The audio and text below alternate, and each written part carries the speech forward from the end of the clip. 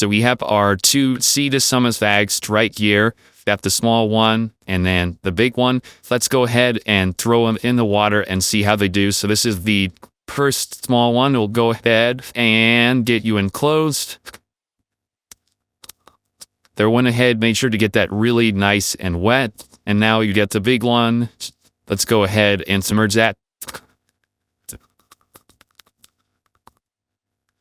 We're here talking about two waterproof bags. They're from Sea to Summit. I have this larger one right here, and then we also have this smaller one right here. As you can see, it is from Sea to Summit as well.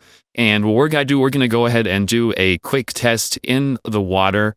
Let's just talk about the design of them real quick. So basically, you have the bag itself. The larger the bag, the more careful you're going to have to be to make sure it's not getting punctured, because any hole to this bag is going to compromise it completely. This is your biggest risk for getting things wet. And I've seen some like old-fashioned waterproof bags that you just kind of fold on itself, and then it'd have strings that you would tie. Obviously not ideal. This is pretty much the new standard where you have this kind of like strap. In this case, it feels like it's probably a plastic strap that you can then fold on itself.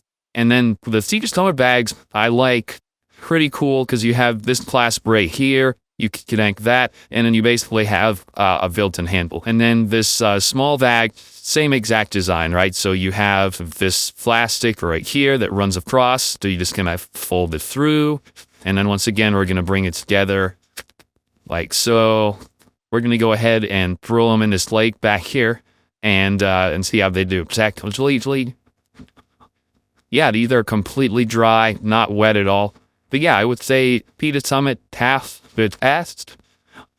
Yeah, completely dry, not any moisture on there. So awesome, good to go. Highly recommend both of these Sea to Summit bags. Obviously, you're going to want to figure out what size works for you. But for me, I like to have both the small one for kind of smaller items, obviously, and then the big one